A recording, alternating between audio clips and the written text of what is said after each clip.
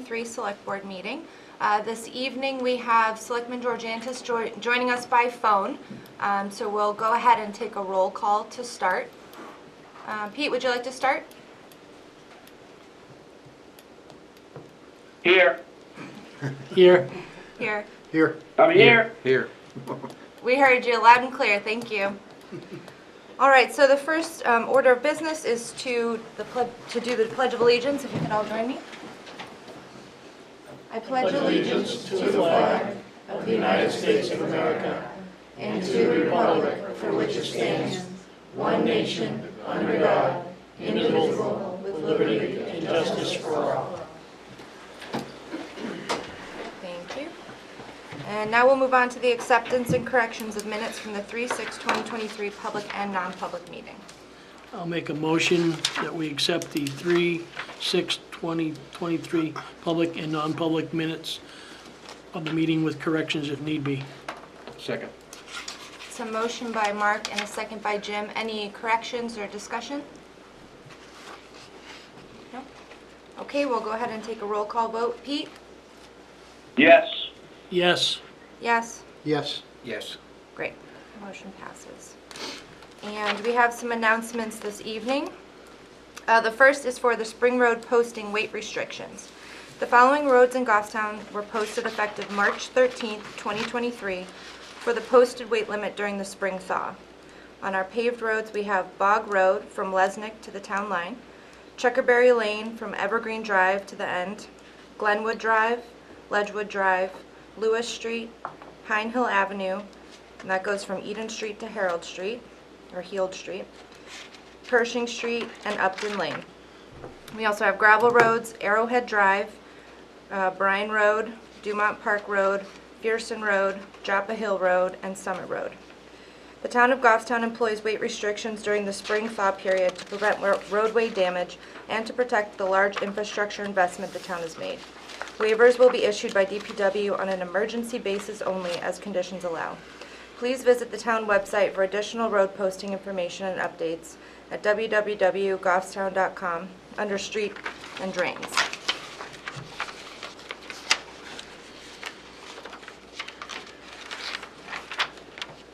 And our next announcement is a reminder that Tuesday, March 28th is voting day for the town and school districts. The polls at Goffstown High School and Bartlett Elementary School will open at 7 a.m. and close at 7 p.m. The town's website has lots of information about the items on the ballot, including sample ballots for the town and school districts, the 2023 voter's guide with information about the individual warrant articles, and town budget information. And that website is www.goffstown.com/vote.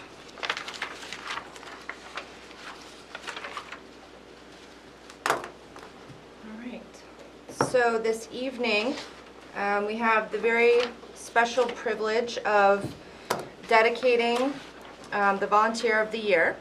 And this year, our Volunteer of the Year is Bill Babine, President of the Friends of the Goffstown Public Library. I'm just going to read a little blurb about Bill. The Goffstown Select Board recognizes Bill Babine as Goffstown's Volunteer of the Year upon recommendation of the Goffstown Public Library Board of Trustees. Bill grew up in Milford, New Hampshire. He attended Vanderbilt University and later Brown University for postgrad studies.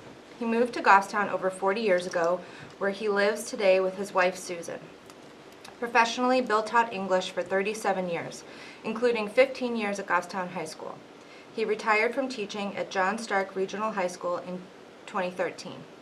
During his teaching tenure, he volunteered coaching boys soccer most years. He helped establish the Tri-Town Soccer Program in 1985 and was recognized as Soccer Coach of the Year in 2004.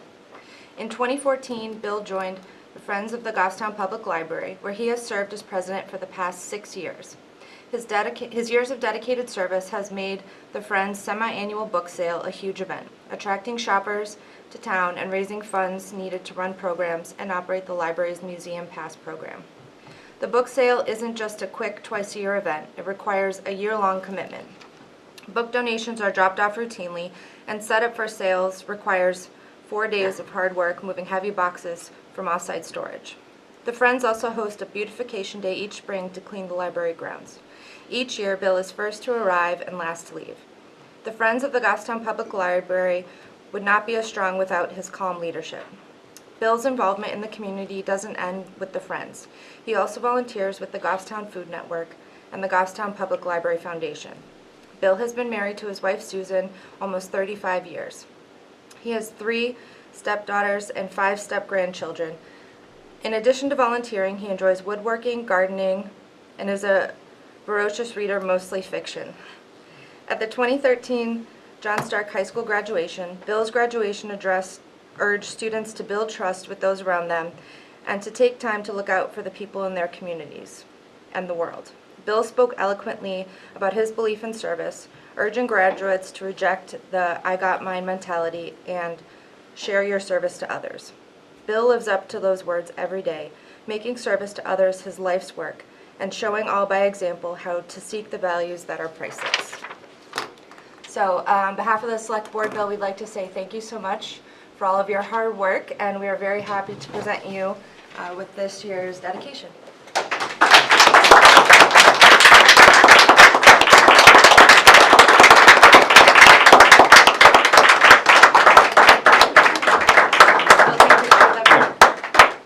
Yeah, you want to do it? Sure. Well, first, let me say, Yes, please. really appreciate this recognition, but it's a real communal effort here. That many of these people show up and do all, I'm just one part of a team, and it's that puts on the book sale. I think this is as much recognition of the Friends as it is me. It's a lot of work, and it's done well. Great. And we accomplish our mission every year, which is to fund the Museum Pass program, and that's a big deal. So thank you.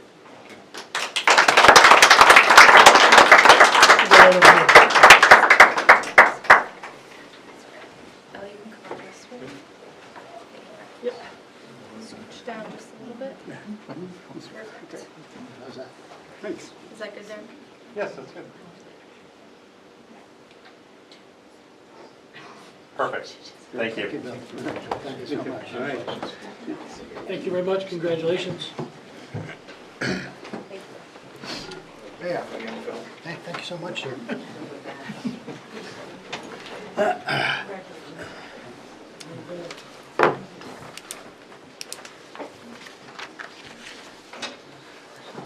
Bill, I was hoping you were going to give your commencement speech. It was very good.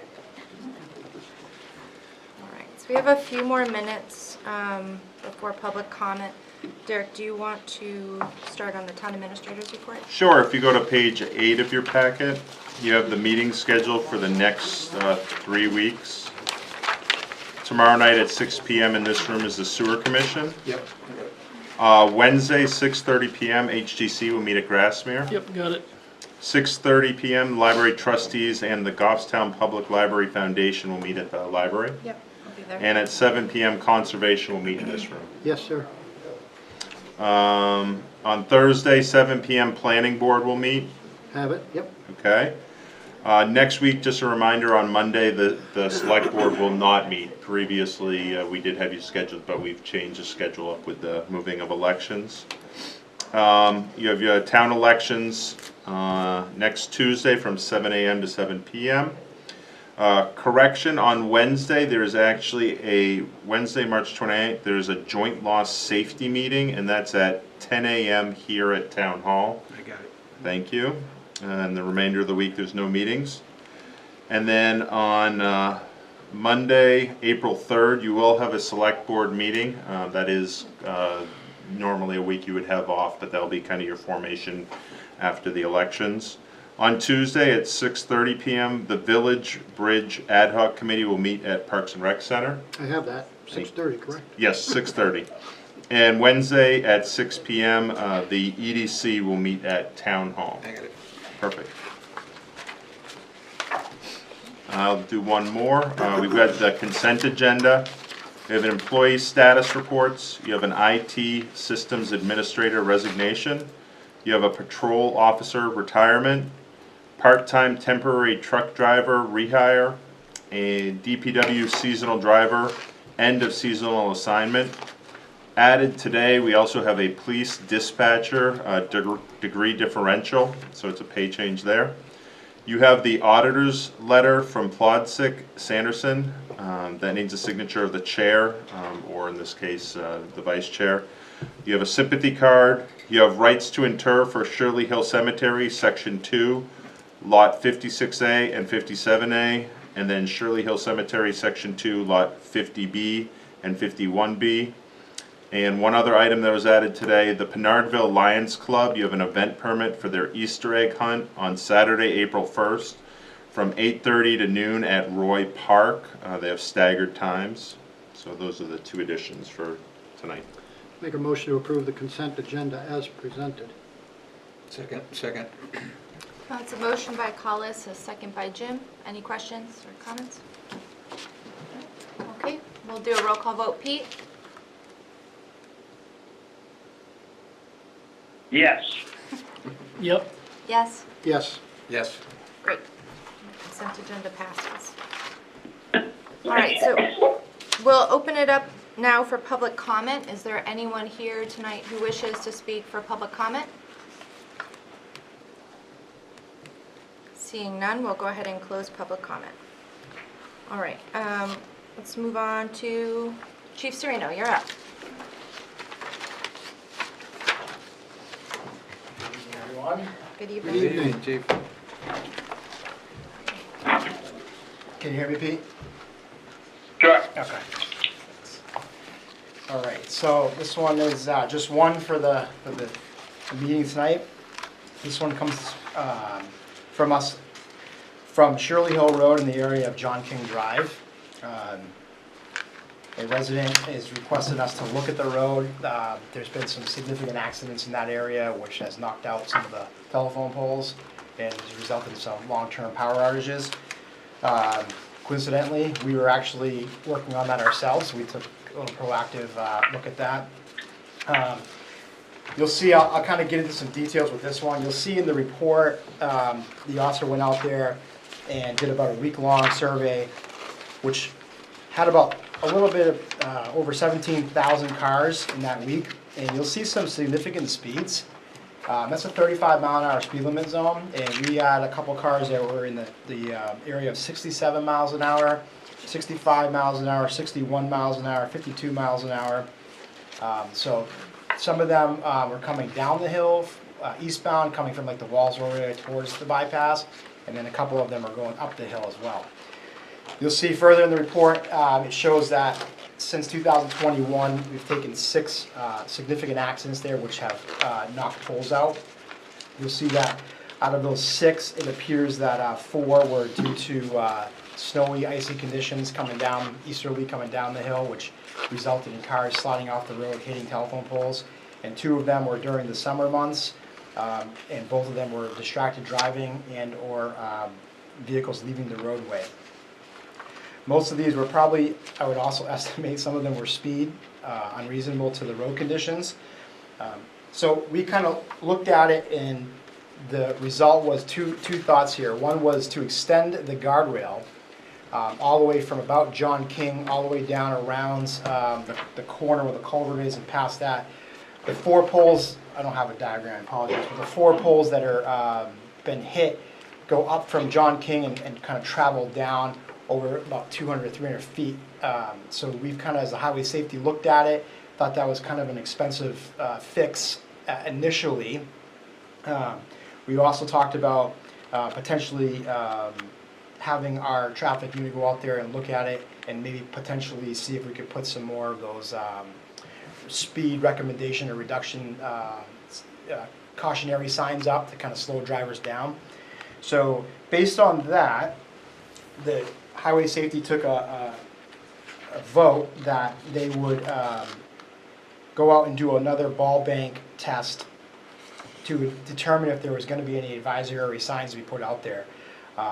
We did this same thing up on Mountain Road out by the area of Perennials, where before my last safety meeting, or last meeting we had, I explained that, and we did the same thing there. So that's what we're going to do. We're going to take a look at that, and we're also going to for us, as far as Goffstown PD, now that we have this raw data, we're gonna be doing a little bit more traffic enforcement in that area. So really, we're just looking to get your recommendation and approval to conduct the ball bank test, and then if it determines that there should be an advisory speed warning, you give us the permission to put the sign up. I have a question. Sure. First of all, just looking at this says it was from a meeting in 9/21/22. That's like 6 months ago. Is that the last time you guys met? I believe that's a typo on my part. They met in March 8th. March 8th. March 8th, okay. Second question is, have you talked to DPW about their budget on guardrail for this project? I haven't officially talked to Adam about his budget, but he did indicate during that meeting that that would be a pretty large expense to put that guardrail up. There's two other things we're looking at after that advisory test, was potentially doing a soft call to the utilities and asking them if they would be willing to move their poles to the other side of the street. So that way they would stop coming out and changing their poles every time they get snapped, and seeing if they would be able to do that. And if not, I think the town or the board here has some state law powers to kind of tell them they have to move the poles. But I wouldn't recommend doing that just yet. Chief, over how long a period of time are those 6 accidents? So you'll see that there was one January 2nd, 2021, February 19, 2021, September of 2021, June of 2022, January of 2023, and January 2023. That was just to that. I mean, we went back just a couple of years, but I can tell you that if you go back even further than that, so you'll see there's other accidents there as well. That's significant. And those were just the poles. We've had some significant accidents on that road in that area as well. It didn't affect the poles. So Chief, just to confirm, the recommendation was to conduct another ball bank test and then to have Adam reach out to the utility owners? Yes. Is that all you're requesting for this evening? At this point, yes. And I would also ask that if the ball bank, as we've done before, indicates that there is a speed warning advisory sign to be put up, that you guys authorize us to just put that up and not come back to the board for another meeting on that. Chief, today we had a meeting, we posted that to what, 25? I don't remember what the, So, I'm sorry?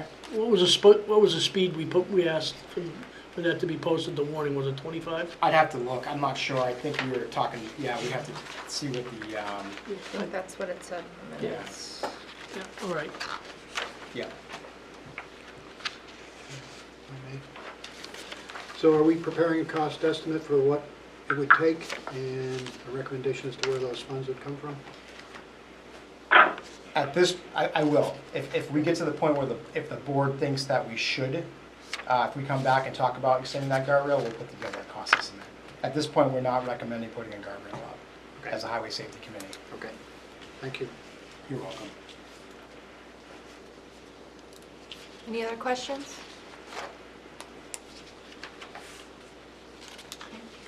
Make a motion that the police department, the Goffstown Police Department be allowed to do the ball bank test study to determine what further actions need to be taken.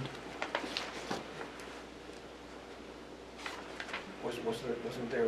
And I think it was, second part of- there was, if it is advisable to have advisory Yeah, advisory. speed to yeah. install the sign. Yeah, Second.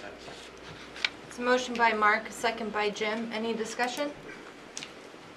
Just to be clear, we're authorizing them, if they decide that they need to put signs, they can, Yes. Yes. without coming back to us. Is that what you're asking for, Chief? Yes, sir. Okay, thank you. All right, we'll take a vote. Pete? Yeah. Mark? yes. Yes? Yes. Yes. All right, motion passes. Thank you, Chief. All right, thank you. Okay, Derek, we're on to the assessor's recommendations. Yes, so you are at page 10 of your packet. The assessor recommends current use application and a land use change tax. He's recommending approval for map 9, lot 94-1-1. Take a motion. Motion to approve the assessor's recommendation as presented. Second. Motion by Mark, second by Jim. Any questions? Comments, concerns? Okay. Pete? Yes. Yes. Yes? Yes. Yes. Motion passes. At your next page, you have volunteer appointments. The Conservation Commission is recommending the reappointment of member Susan Tucker as a regular member for a 3-year term. And they are also recommending the appointment of Jane Raymond as a regular member for a 3-year term, both expiring March 31st, 2026. I will make a motion to reappoint member Susan Tucker as a regular member of the Conservation Commission for a 3-year term expiring March 31st, 2026. Second.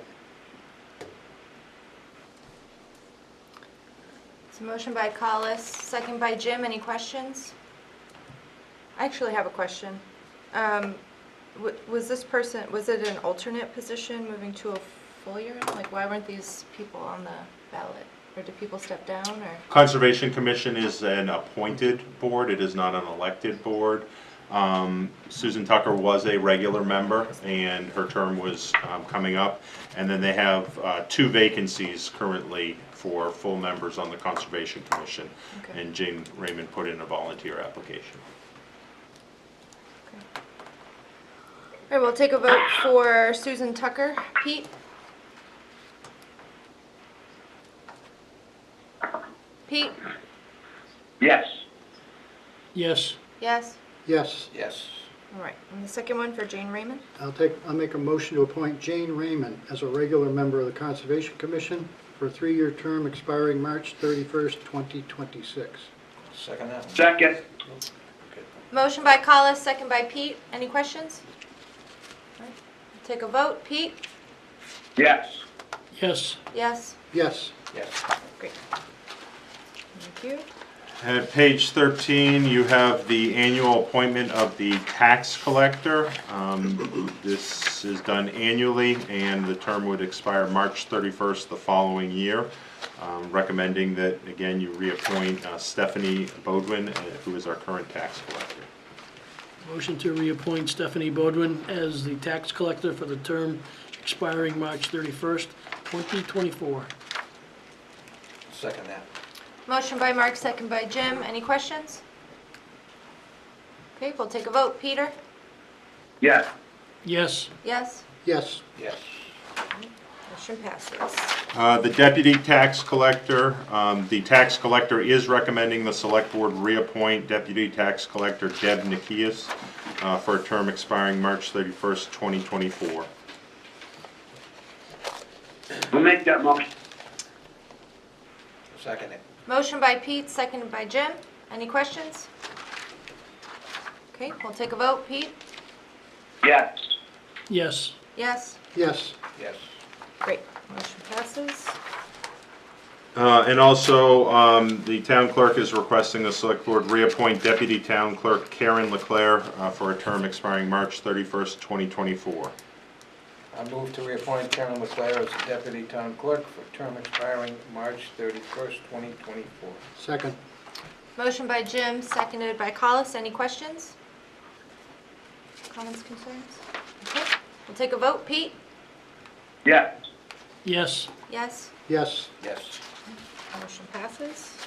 On page 16 of your packet, you have a recommendation from the fire chief, who also serves as the town forest warden. You have a recommendation, again, would be to reappoint Fire Chief Sean Murray as the forest fire warden. And then he's also put forward 4 names for deputy fire wardens. That would include full-time Captain Derek Chenard, full-time Lieutenant William Connor, Call Lieutenant Michael Cloutier, and Call Lieutenant Thomas Nault as deputies. We'll do them all at the same time. We'll Is- do yeah, the actually, it's- deputy and then, Motion to recommend to the state forester to reappoint Fire Chief Sean Murray as the forest fire warden for the town of Goffstown, New Hampshire. Second. Motion by Mark, second by Jim. Any questions, comments, concerns? Okay, we'll take a vote. Pete? Yes. Yes. Yes? Yes. Yes. Okay, motion passes. And then motion to recommend the state forester to reappoint the following individuals as deputy fire wardens for the town of Goffstown, New Hampshire. Captain Derek Swinard, Lieutenant William Connor, Lieutenant Michael Cloutier, and Lieutenant Thomas Nault. Second that. Motion by Mark, second by Jim. Any questions? Okay, we'll vote on that. Pete? Yes. Yes. Yes? Yes. Yes. And that passes as well. At page 17 of your packet, SAU 19 reached out. They are going to be engaging with an energy broker. They had, Scott Gross had seen a presentation at one of his business administrators meetings about this. They interviewed a handful of energy brokers, and they have decided to engage Beacon Integrated Solutions and for the purpose of energy consulting services. And they asked if the town was interested in partnering with them on this. I really see that you have three options. We could join SAU 19 and engage Beacon Integrated Solutions. We as a town could opt not to partner with them, but instead prepare an RFP seeking energy consulting services, or we could do nothing and direct staff to continue to price out commodities. We do have, you'll see on your next page, we do have oil, electrical supply, gasoline, and diesel, all which will run out of contract in 2023. And the page behind that shows what we have for a budget that makes up over $500,000 of the proposed budget. So it is a significant amount of our budget. And the recommendation is that we either partner with SAU 19 and Beacon Integrated Solutions, or we prepare an RFP to go out on our own rather than having staff kind of get out of our area of expertise. Derek, I have a question. So in the description of this proposal, it says to see if we're interested in participating in this service. What exactly are the services? Is this company just preparing the RFPs and contacting people individually, or how does this work? Yes. So what we would need to give them is our historical usage, because it involves electrical as well, our different accounts, so that we can they can pull account history of what our actual usage is, and then they can put together those and work with their partners in those different energy sectors. We did this 4 years ago when we did electrical supply. We actually worked with a consultant. They pulled all of our data and came forward with a proposal to us that we signed on a 4-year contract. And do we have any idea what the cost of this would be? We don't have an immediate cost yet. I know that the SAU is providing all of the data first to get a cost from this energy consultant of what it would actually be. We would seek to, rather than in the past, when we did this 4 years ago, the consulting fee was built into the electrical rate, so we can't really pull out how much they were actually making. What we would propose to do is either pay up front, pay quarterly, something so we could actually quantify what the consultant rate is versus what we're actually seeing in the energy commodities. And then my next question, so we have joint rates with the SAU, which provide us better rates sometimes. Is it just oil and propane for which we do that, or is it? Yes, so it's oil and propane, gasoline and diesel. We do on our own, and in some cases we have agreements with the SAU that they can then come and use our pumps. And then electrical supply, when we did it many years ago, we did it as separate contracts. I have a question. Go ahead. Derek, are we better off waiting on making a decision till after the 28th? I think if you wait until after the 28th, at that point, you're either making a decision to do nothing or to prepare an RFP to go out, because the SAU is getting ready to move forward on this. They came to us after your last meeting and asked if we wanted to partner with them, and we said that we needed your permission to move forward. Well, it's kind of holding a gun to our head, isn't it? What It is. happens if our budget? Well, again, these are all commodities. We've got to keep the buildings heated, we've got to keep the lights on, and we've got to gas up all the trucks. So if our budget doesn't pass, default may not have that exact amount in it, but I'm sure that departments are still going to need the same or similar quantities of those commodities to maintain operations under a default budget. I'm not sure what the advantage is to it. We're going to pay a middleman. I guess I got to have more information. We're going to be paying a middleman to negotiate our power product, our power. Danielle, do you have something you want to add? Good evening, everyone. This is something that, we've seen take a lot of time, staff time, and we're not getting the best rates. We've actually seen from the data that I've reviewed, along with what the SAU has seen in the presentations and throughout their interview process, that we're not getting our best rates because we're just kind of one-off negotiating with these entities directly with the vendors. And the consultant brings forward a lot more knowledge and expertise in the field of all of these specific commodities. And they also leverage by pooling all of our volumes with not only the school and New Boston School District, but also it gets us into a larger pool that other school districts around the state and New England are in. So we have a lot more buying power if we use a consultant.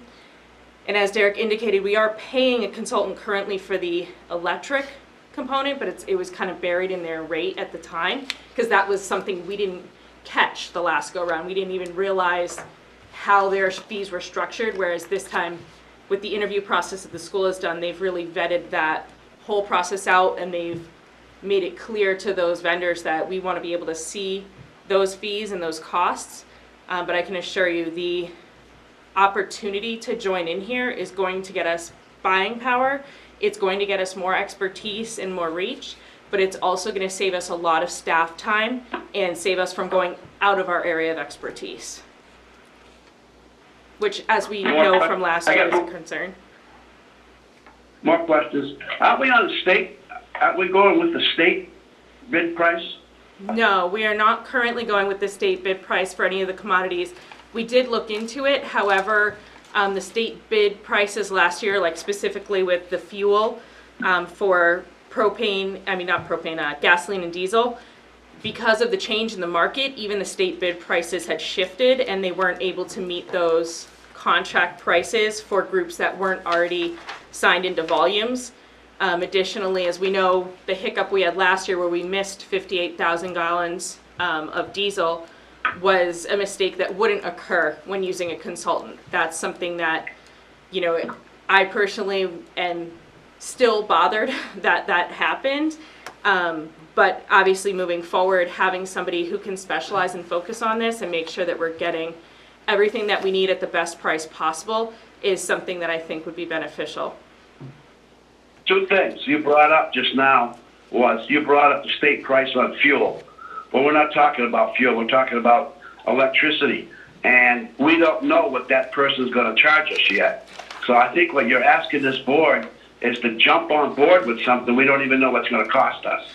Would that be accurate? No, it's not just electricity, it's all commodities.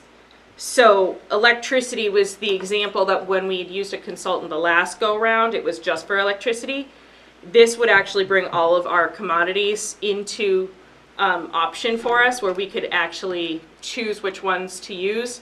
Also, the rate, I'm trying to remember, I haven't seen the final rate, but I do know that of the 4 consulting firms that were presented and interviewed throughout the RFP process that the school did, this was the most cost-effective one. I haven't seen the final rate yet, but we just didn't want to miss this opportunity, knowing that they've already gone through the process to go out to bid, interviewed candidates, and gathered all of that data. I understand what you're saying, but you're still asking us to get on board with something we don't know what's gonna cost. Is that accurate? Yes, Yes. that's accurate. All right, thank you. I'm all set.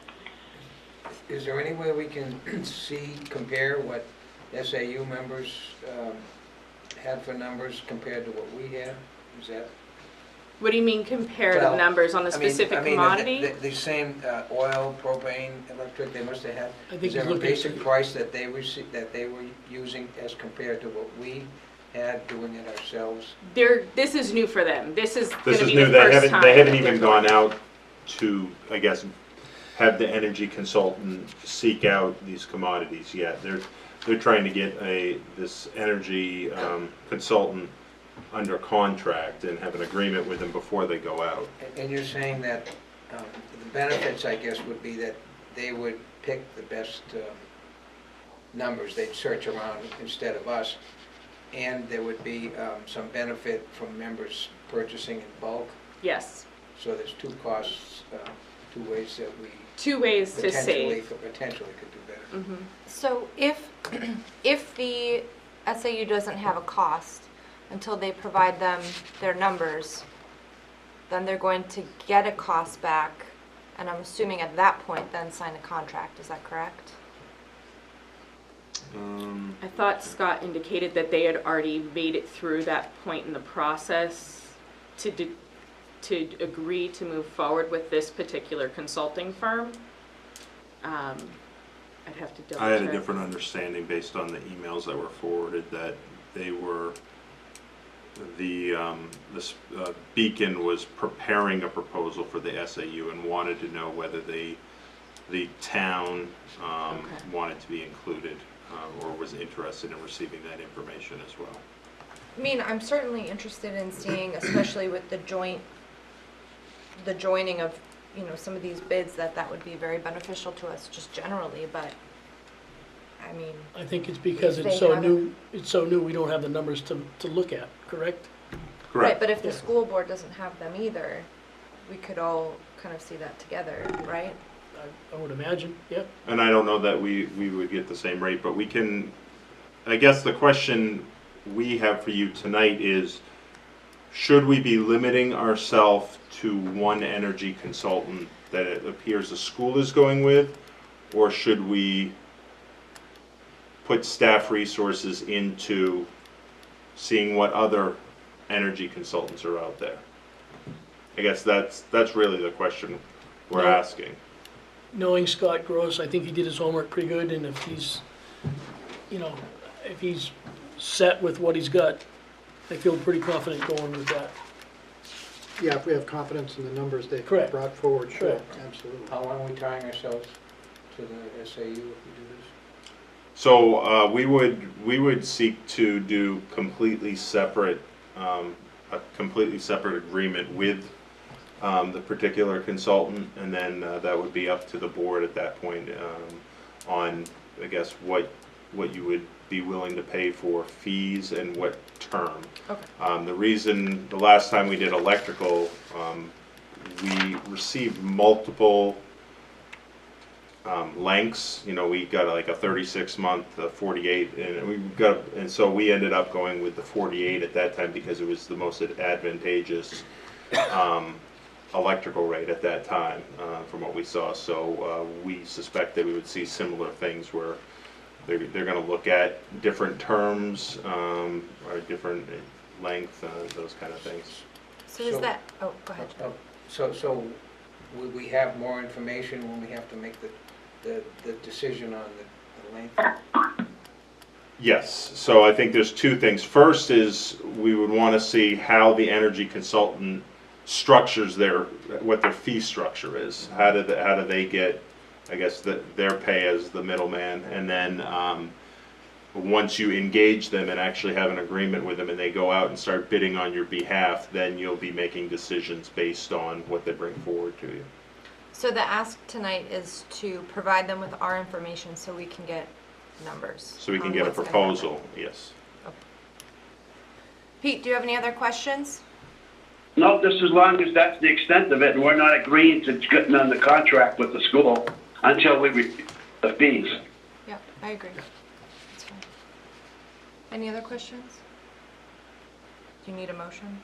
Yeah, so I guess if you would authorize the town administrator and finance director to engage with Beacon Integrated Solutions to seek a cost proposal for energy consulting services to bring back to the board for final approval. That's a motion I would ask for. So moved. Second. Motion by Jim, second by Collis. Any other questions? All right, we'll take a vote. Pete? Yes. Yes. Yes. Yes. Yes. All right. Great. And now we are on to new business. Anyone have any new business this evening?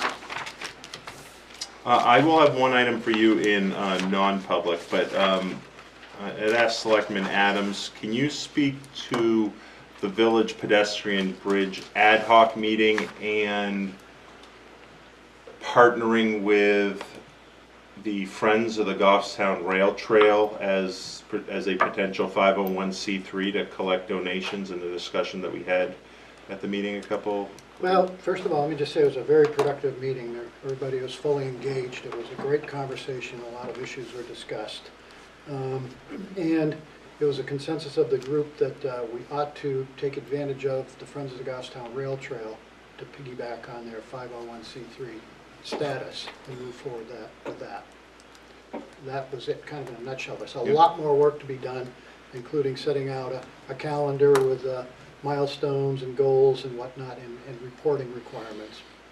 But I think this set us on a good course. We did elect a chair and a vice chair and a scribe. So they're Name names. Andy Catarat Yeah. was elected as the chair. He served as the chair of the last ad hoc. Paula Paula. Bedard as the vice chair, and then Tina Lawton, who is the president of Main Street, will serve as a scribe. I have some questions. So if the, if we then roll into a agreement to tie into a 501c3, how would that change the oversight of the town on that committee then?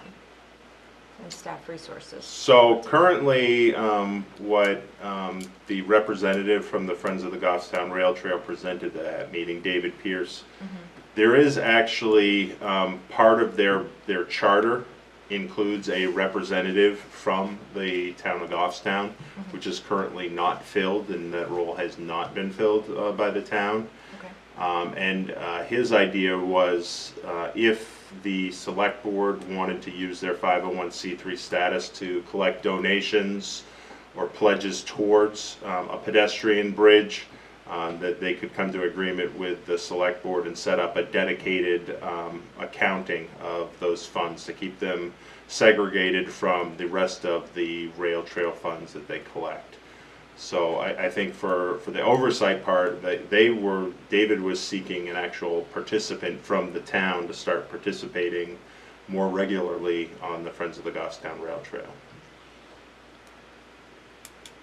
And they did identify the next step being to continue discussions with the Rotary Club as to the status of Rotary Park and what we can negotiate as far as the town's obligations.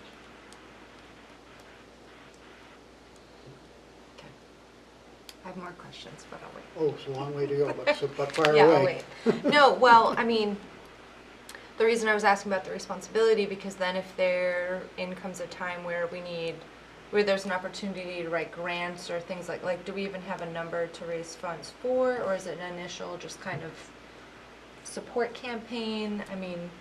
So I think the ad hoc committee said that the final number of what the construction cost is going to be really the goal of this ad hoc committee, to come up with that number, to get that goal of what the fundraising needs to get to.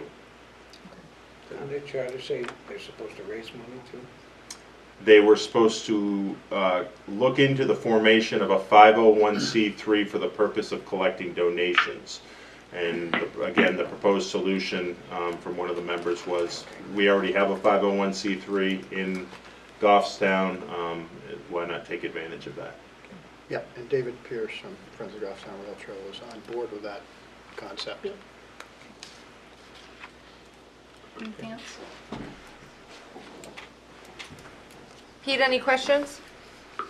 Yeah, I just think that if we're bringing that 501c into this project, then it becomes a project of the town. I'm concerned about that. The town hasn't authorized us to do that yet.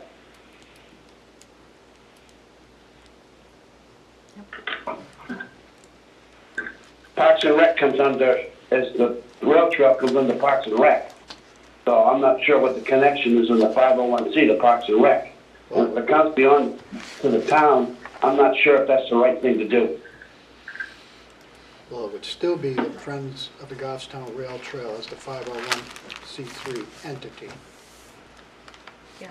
But we'd have to explore that. Yeah, more information to come. Yeah. All right, moving on to old business. Extra matrix. Derek, any update on the police Nope. station with county? Okay. Policy work group, nothing. We just got an update on the pedestrian bridge. Review schedule, we have the public hearing scheduled for April 3rd. April 3rd. Any update on either of the grants? They have been submitted. I will check with Joanne. I know the demolition grant for the mill project, New Hampshire Invest was trying to allocate all of the demo money first before they got into the per unit grant. So I will check with her on the status of that. Great, thank you. Question.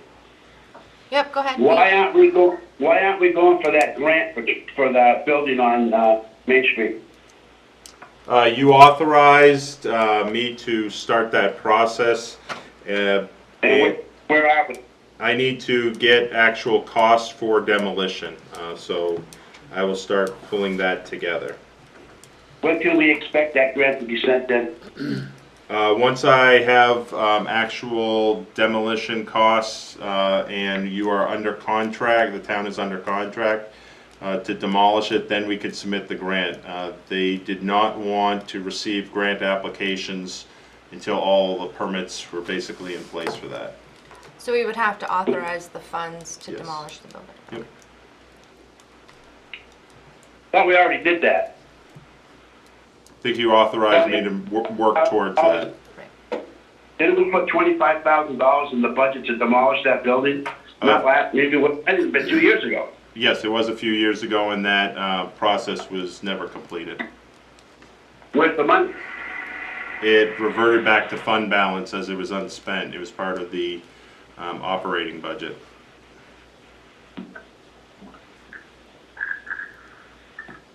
Yeah, I'm good. Okay. All right, and this might be a first. Is this accurate? No vehicles out of service? As far as I'm aware and have been told, yes. Gosh. Neither of you put your head down, so that's a good sign. Okay. All right, gotta move on. You just jinxed them. I know, I shouldn't have said it. Well, someone told Adam today that we're done with snow for the year because it's the first day of spring, so hold on to your shovels, don't put them away yet. Last snow of the winter. So we'll go ahead and open it up for our last public comment for the evening. Would anyone like to speak for public comment?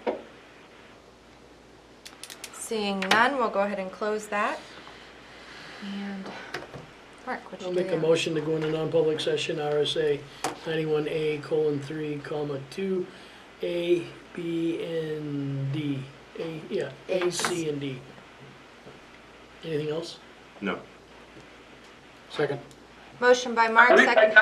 I got a question, but that would be under legal. So a question under legal would be, hold on, I think, I don't wanna. So A, for the purpose of Selectman Lemay's motion is for discipline. C is again, a matter if discussed in public would likely adversely affect the reputation of a person other than a member of the board. D is land. And E would be, legal can be, L, consideration of legal advice provided by legal counsel. Is that what you're seeking? No, D. Land. Land, okay. So that's in there. so it would be just, And it's kind of convoluted, but yeah. Motion by Mark, who seconded? You I seconded? did, yep. Seconded by Collis. We'll take a vote. Pete? Yeah. Yes. Yes? Yes. Yes. All right, well, this will conclude our public portion of the March 20th, 2023 Select Board meeting. Thank you all and hope to see you at the polls next Tuesday. Have a good night.